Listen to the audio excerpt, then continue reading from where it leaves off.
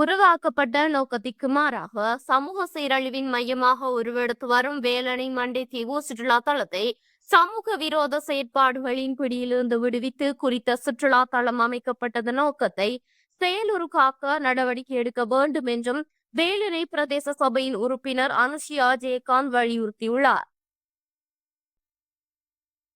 வேலணை பிரதேச சபையின் மாதாந்த அமர்வு இன்று 21ஆம் தேதி தவிசாளர் சிவலிங்கம் அசோக்குமார் தலைமையில் நடைபெற்றது. இதன்போது குறித்த எக்கோ டூரிசம் குறித்து பல்வேறு பிரச்சனைகள் சபையில் பிரஸ்திகப்பு விவாதிக்கப்பட்டது.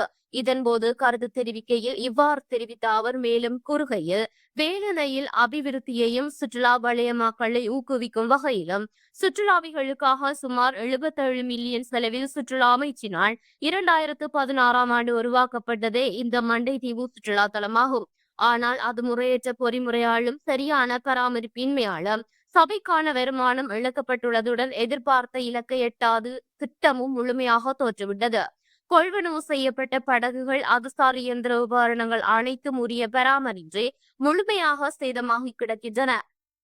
மாறாக பல உபகரணங்கள் சூறையாடப்பட்டுள்ளதுடன் அது இன்று மதுபோதை அருந்தும் திடலாகவும் சமூக சீரழிவுக்கான களமாகவும் உருவாக்கப்பட்டு வருகின்றது.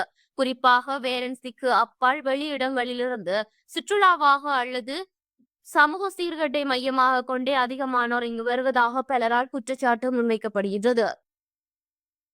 இதனால் எமது பிரதேசத்தின் மாண்பு பாதிக்கப்படுவதுடன் பிரதேசத்தின் நற்பெயருக்கும் இழுக்கு ஏற்படுகின்றது. இவ்வாறு உருவாகி வரும் இந்த நிலையை கட்டுப்படுத்த வேண்டியது அவசியமாகும். அதற்கான தார்மீக பொறுப்பு வேலணை பிரதேச சபைக்கே இருக்கின்றது.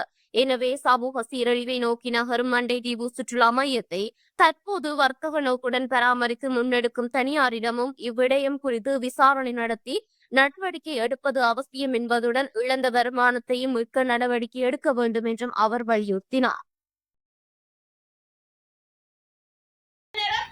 மதுபானங்களை பாவிக்கிற அளவுக்கு இருக்குது. பார்க்கும் போதே மிகவும்